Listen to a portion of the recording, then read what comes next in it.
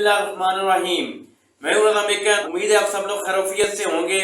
आइए आप जानते हैं आज की कुछ अहम अपडेट्स इमरान रियाज खान से। ये सारी चीज़ें जुड़ी हुई है। ये एहतशाम कियानी साहब है और उन्होंने इसके बारे में एक बड़ी ज़बरदस्त तहरीर लिखी है। उसमें जो फैक्ट्स हैं वो बड़े ज़बरदस्त तरीके से उन्होंने बताए हैं। हुआ ये था कि 2 मई को पहली समाअत की थी जस्टिस तारिक महमूद जहांगीरी साहब ने, क्योंकि हाई कोर्ट के जो जजेस होते हैं ना उनके ट्रिब्यूनल्स बन जाते हैं और इलेक्शन कमीशन ऑफ पाकिस्तान में जो मामला सेटल नहीं होते वो पटिशन्स हाई कोर्ट के ट्रिब्यूनल में आ जाती हैं। फिर वहाँ पे फैसला करते हैं जज साहब कि ये सीट किसने जीती है और यहाँ पे धांधली हुई या नहीं हुई और 2 नंबरी क्या हुई है। तो तारिक महमूद जहांगीरी साहब के पास जब ये सारी सिचुएशन पहुंची तो उन्होंने जी सबको तलब कर लिया, नोटिस जारी कर दिए कामयाब उम्मीदवारों को, क्योंकि नून लीग के उम्मीदवार 50-50, 60-60 हज़ार की लीड से हारे हुए थे और जाली फार्म 47 के ऊपर ये इलेक्शन जीते हुए थे। लिहाजा इनको बुलवा लिया गया। अदालत ने बुलाया तो उनके तोते उड़ गए और साथ में अदालत ने ना सिर्फ नून लीग के उम्मीदवारों को बुलाया बल्कि आरओज़ को भी बुला लिया, रिटर्निंग अफसरान को, और उन्हें कहा कि अगली पेशी के ऊपर आप असली फार्म 45 लेकर आएंगे। सारे ना सिर्फ लेकर आएंगे बल्कि साथ आप बयान हल्फी भी लेकर आएंगे और अगर किसी ने झूठ बोला या गलत बयानी की तो वो जेल जाएगा। इस तरह उस वक्त माहौल गर्म हो गया था। मुस्लिम लीग नून की हुकूमत ने फौरी तौर पर एक ऑर्डिनेंस जारी कर दिया जिसके तहत इलेक्शन ट्रिब्यूनल जो है, जो कि जज साहब पे मुश्तमिल था, जस्टिस तारिक महमूद जहांगीरी साहब पे, उन्होंने कहा जी सर्विंग जज के बजाय जो है ना वो रिटायर्ड जज भी इस पे लगाए जा सकते हैं।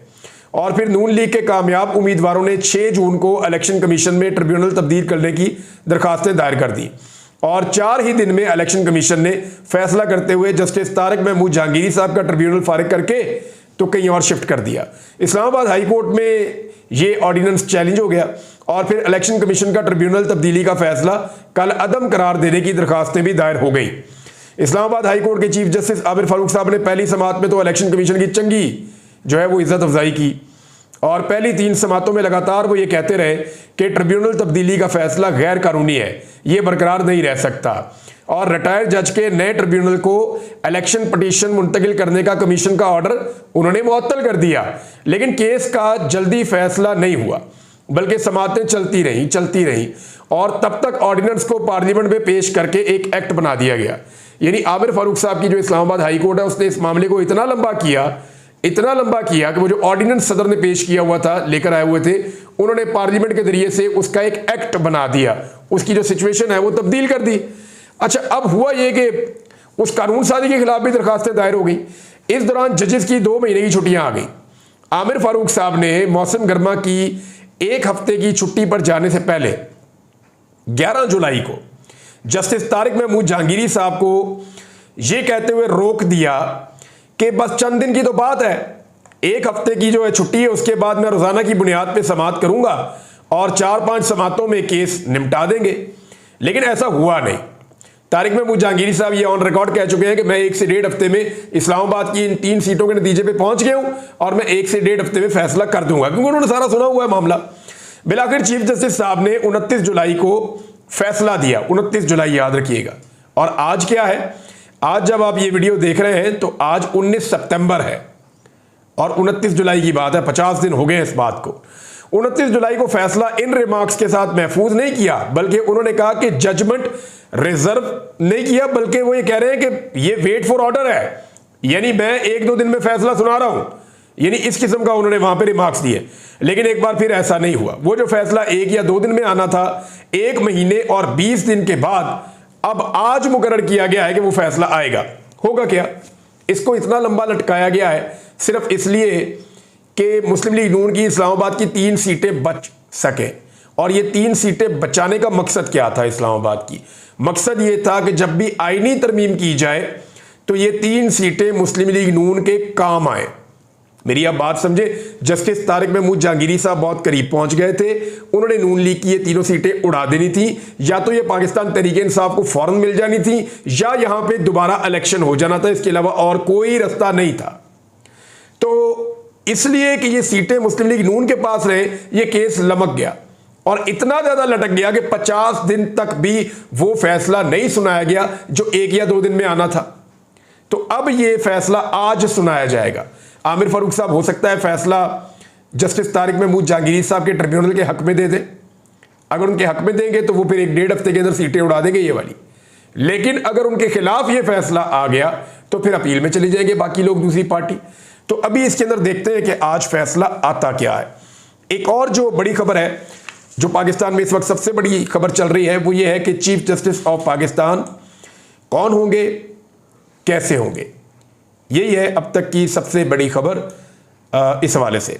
सबसे पहले तो आप ये देखें कि अली अहमद कुर्स साहब ने, क्योंकि आज एक बहुत बड़ी एक्टिविटी लाहौर में होने जा रही है। आज लाहौर में वकला की पूरे पाकिस्तान से जो तंजीमें हैं उनके मेंबर्स आ रहे हैं, सीनियर वकला इकट्ठे हो रहे हैं, और अली अहमद कुर्स साहब ने इस मौका पर आसमा जहांगीर ग्रुप से इस्तीफा दे दिया है और वो भी इसमें शामिल होने के लिए आ रहे हैं, क्योंकि आसमा जहांगीर ग्रुप वो रहा ही नहीं। एहसन भून साहब ने या तारड़ साहब ने, बड़ी मादरत के साथ, ये बड़े अच्छे वकला हैं, लेकिन इन्होंने इसको नून लीग का एक विंग बना दिया। यानी जो आसमा जहांगीर ग्रुप था वो कभी भी किसी पॉलिटिकल पार्टी को नहीं, वो बल्कि नजरिए को सपोर्ट करता था, वो अपने एक नैरेटिव के साथ चलते थे। लेकिन हो क्या रहा है, आसमा जहांगीर साहबा के बाद उनका जो ग्रुप था आसमा जहांगीर ग्रुप, उसको एक पॉलिटिकल पार्टी की बी टीम बना दिया गया है। अलीमा खान साहबा ने कहा कि इमरान खान को बच्चों से बात नहीं करवाई जाती, ये इमरान खान का हक बनता है। उनका ख्याल है इमरान खान ऐसे टूट जाएगा। पिछले 1 साल से इमरान खान नहीं टूट रहा और आगे भी नहीं टूटेगा। इमरान खान कहते हैं कि ये वक्त अल्लाह ताला ने मुझे तोहफे के तौर पर दिया है, मैं 1 मिनट भी ज़ाया नहीं करूंगा। मैं इल्म हासिल कर रहा हूं, मैं सोच रहा हूं, हिकमत अमली बना रहा हूं, स्ट्रेटजी बना रहा हूं कि बाद में मुझे क्या करना है। ये अलीमा खान साहिबा ने कहा।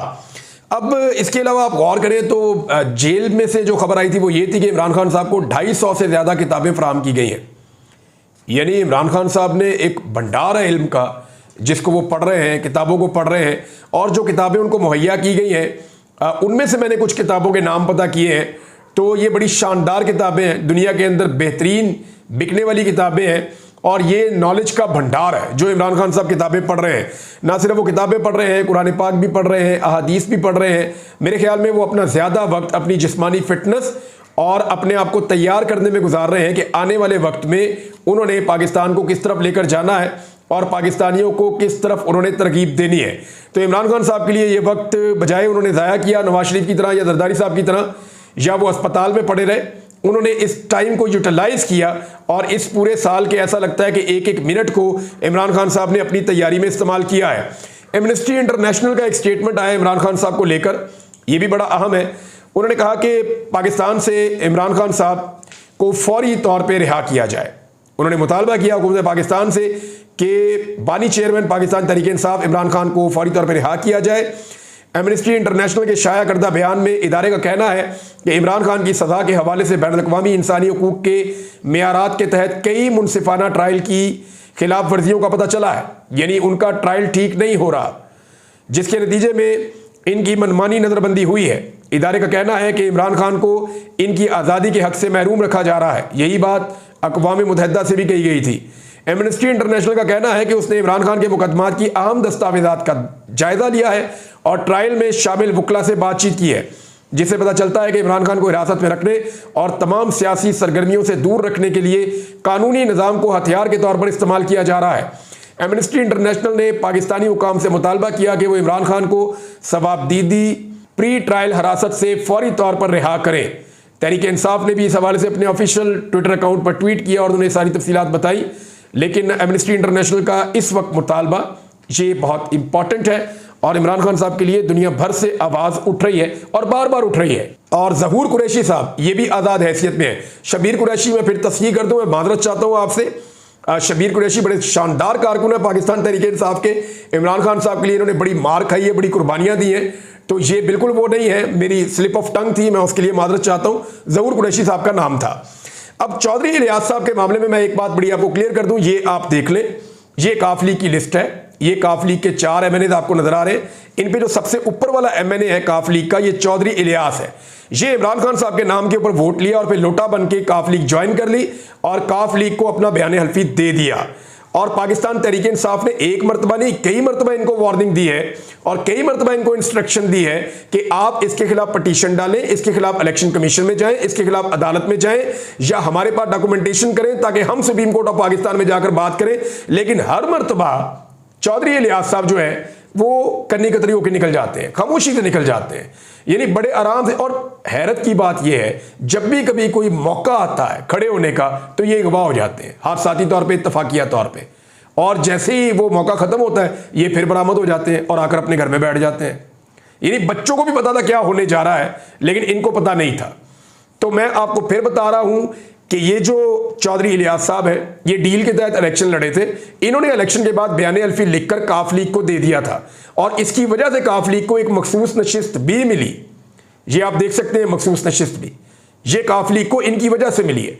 तो उनकी 4 सीटों में से 1 सीट इनकी है, लेकिन वोट इन्होंने इमरान खान के नाम पे लेकर लोटा बन के दूसरी पार्टी इन्होंने ज्वाइन की हुई है। और अगर इनको ये कहते हैं कि जी गलत कर दिया मेरे साथ, तो बताएं ना किस अदालत में ये गए, किस जगह पे इन्होंने पिटीशन की, किस जगह पे इन्होंने शिकायत की। इनकी पार्टी इनको बार बार इंस्ट्रक्शन देती रही, लेकिन ये हर दफा चुप करके निकल जाते हैं और बात को गोलमोल कर देते हैं।